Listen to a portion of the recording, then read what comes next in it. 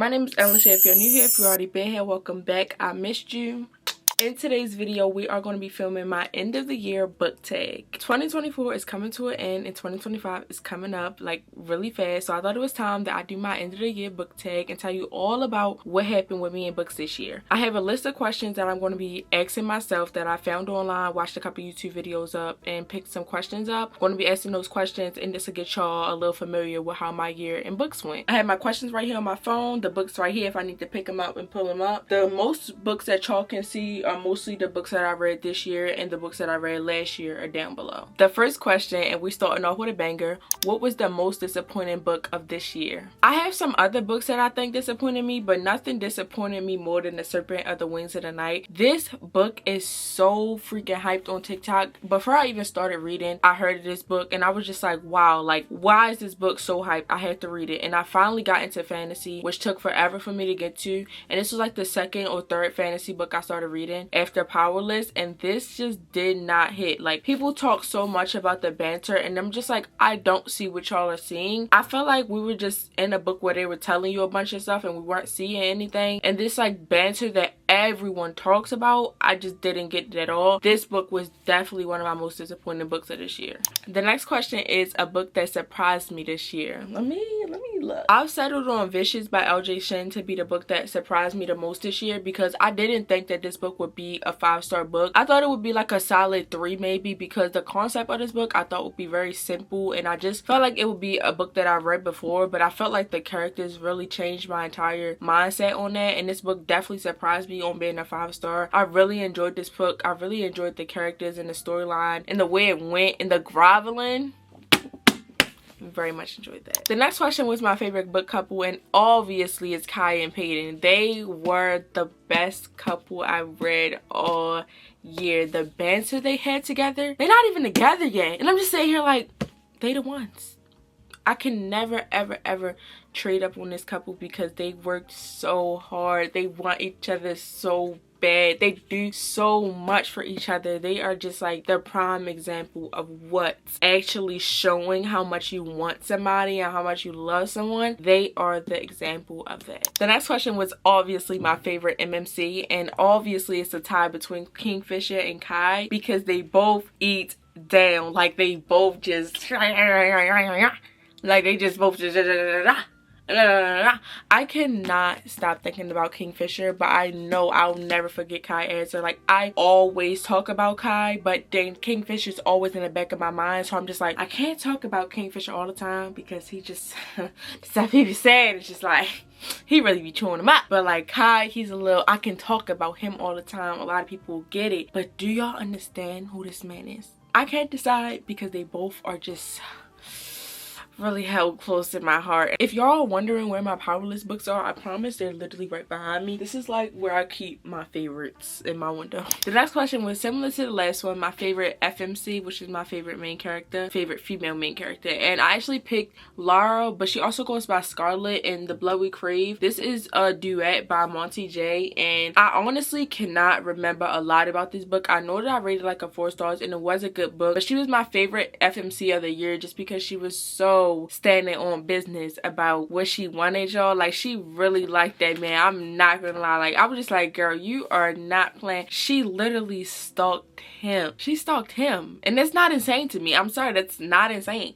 She knew what she wanted and she put business. I don't care. The next question was my favorite author of the year, and it goes to none other than H.D. Carlson. If you can see behind me over here, I have my Cat and Mouse duet, which is from the first like time I read her books, which was last year, and she was like becoming my favorite author last year, but she wasn't because Penelope Douglas still had that throne, and then she took over this year with giving me this amazing 5-star 200-page book, and I would just fell in love with her, and she will forever be my favorite in my heart, and she's currently my favorite author right now. My favorite book cover is actually not this one, but it's actually the main version because this is the alternate cover without someone's face on there, and my favorite book cover was the one with the face on there, y'all. And I didn't buy it, but that is definitely my favorite book cover of the year. Maybe I'll put that on the screen, or maybe y'all can just search up Carnage by Chantal Tessier to see why it's my favorite book cover of the year. A book you have not stopped talking about this year, and of course it's Powerless and Reckless, because because, of course, I'm talking about Kai and Peyton in both books. I don't care where I'm pulling from. I'm always pulling from something about these two because these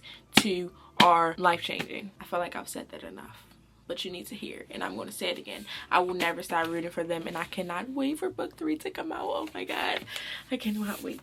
The next question was a book that I wish I got to this year, and my books that I still have in my physical TBR are actually in my other room, so I'm not going to go get them, but I'm going to look in my notes and see which book that I wish I got to. I mean, the year's not over. I still have time, but I actually do wish I read Lightlark and Nightbane this year, but I'm excited to go into the new year being able to read Lightlark, Nightbane, and Skyshade. They're all by Alice Esther. It's like this little YA series. I did not want to read it at first, but Emmy wrote some. She of course got me to get into it and go ahead and read it because I can't live without knowing who the main guy character is. It's like two guys. It is a one guy, obviously the darker guy. I can't live my life not knowing who he is. I'm sorry. I had to read it. I had to know. The next question is also about my physical TBR, and it asks what books do I currently still have on my physical TBR. The books that I currently still have on my physical TBR are Lightlark by Alice Esther, Nightbane by Alice Esther, Late Bloomer by Maisie Edings, One Dark Window by Rachel Gilling, Throne of the Fallen by Carrie Mascalo, Two Twisted Crowns by Rachel Gilling, Daydream by Hannah Grace, and Five Brothers by Penelope Douglas.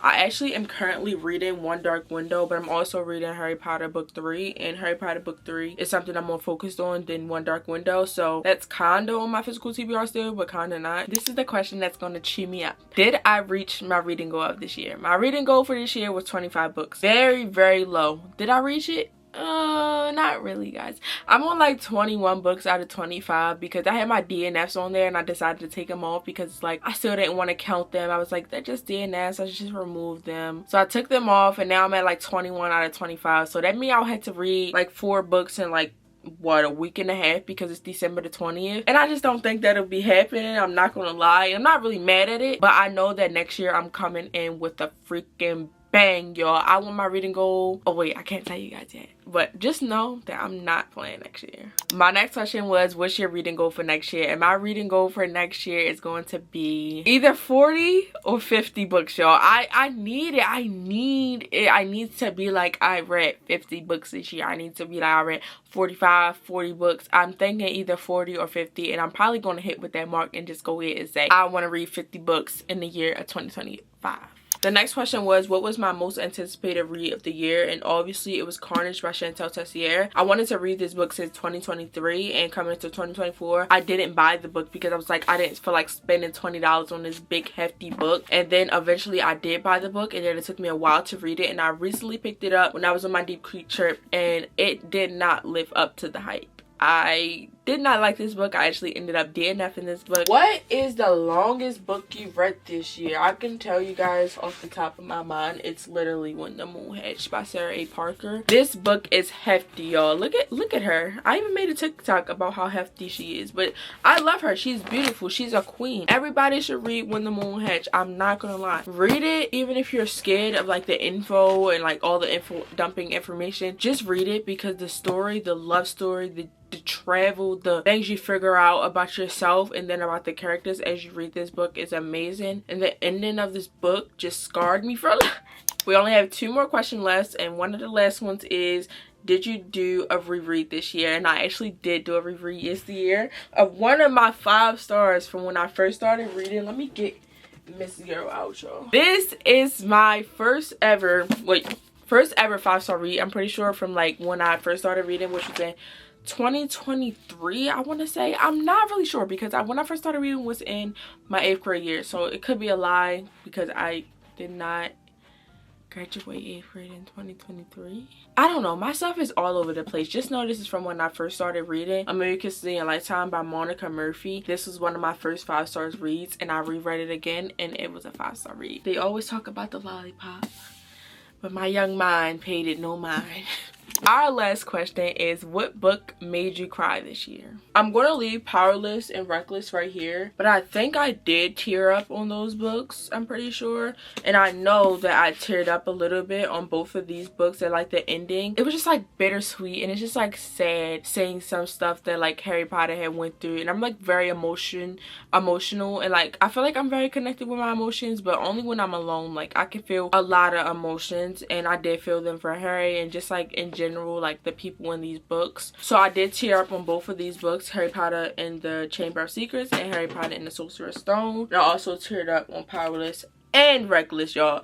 Definitely on Reckless, I'm not gonna lie. Actually, I remember Reckless, if I was not in school when I finished this book, I would have bawled my eyes out. That is all I have for you guys. Thank you for coming and watching my book tag. Please make sure you like, comment, and subscribe so you can see what we get into with this next year coming up, and you can see more of my content. And please make sure you like this video, and I'll see you in the next one. Bye.